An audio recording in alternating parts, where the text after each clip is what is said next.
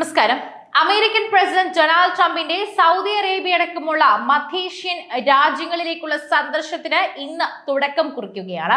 എല്ലാവരും കഴിഞ്ഞ ദിവസം മുതൽ കാത്തിരുന്ന ഒരു പ്രധാനപ്പെട്ട വാർത്ത തന്നെയായിരുന്നു ഇത്.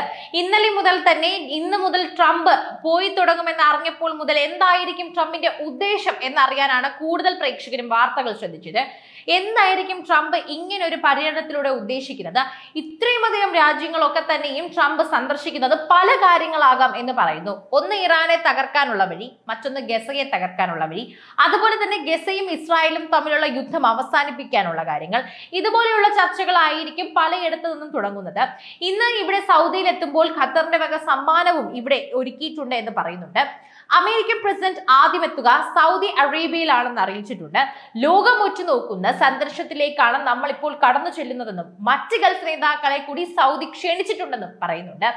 ഒമാൻ ഭരണാധികാരിയായ സുൽത്താൻ ഹൈതം ബിൻ താരിഫും ബഹ്റൈൻ രാജാവായ ഹമദ് അൽ ഖലീഫയും കുവൈത്ത് അമീർ ഷെയ്ഖ് മിഷാൽ അൽ ജാബിർ അൽ സബ എന്നിവർക്കാണ് സൗദി രാജാവ് സൽമാൻ ബിൻ അബ്ദുൽ അസീസ് ക്ഷണക്കത്ത് അയച്ചത്. സൗദിയിൽ വെച്ച് നടക്കുന്ന ഗൾഫ് അമേരിക്ക ഉച്ചകോടി ഡൊണാൾഡ് ട്രംപ് പങ്കെടുക്കും. സൗദി സന്ദർശനത്തിൽ അമേരിക്ക സൗദി ആണവ സഹകരണവും യാഥാർത്ഥ്യമാകും. ഊർജ്ജം ആവശ്യങ്ങൾക്കായി ആണവ റിയാക്ടർ നിർമ്മിക്കാൻ ഒരുങ്ങുകയാണ് സൗദി ഇപ്പോൾ. ഈ ഉദ്യമത്തിനാകും അമേരിക്ക കൂടുതൽ സഹകരിക്കാൻ പോവുകയെന്നും ഇന്നത്തെ കാര്യത്തിൽ തീരുമാനമുണ്ടാകും.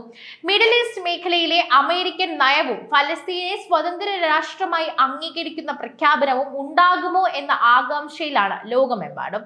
സൗദിക്ക് പുറമെ UAEയും ഖത്തറും ട്രംപ് സന്ദർശിക്കുന്നുണ്ട്. മിഡിൽ ഈസ്റ്റ് മേഖലയിൽ അമേരിക്കൻ സമീപനം എന്താകുമെന്ന സന്ദർശനത്തിൽ ട്രംപ് വ്യക്തമാക്കുമെന്നാണ് പ്രതീക്ഷിക്കപ്പെടുന്നത്.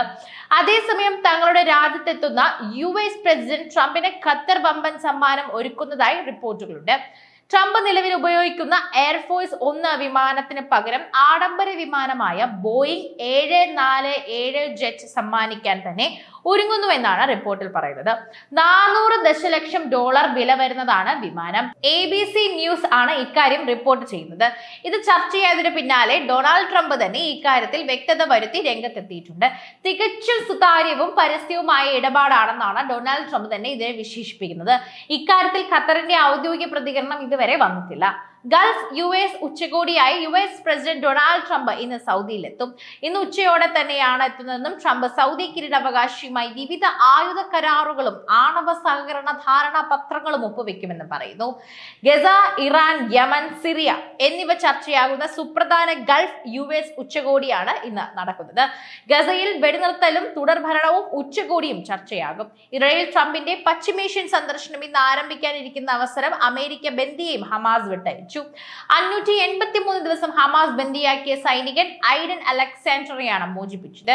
ഗസ ഡ്രീമിൽ വെച്ച് തന്നെ റെഡ് ക്രോസ് പ്രതിനിധികൾ ബന്ദിയെ ഏറ്റുവാങ്ങി. ഐഡൻ അലക്സാണ്ടർ പൂർണ്ണ ആരോഗ്യവാനാണെന്ന് ഇസ്രായേൽ സൈന്യം തെളിയിച്ചു.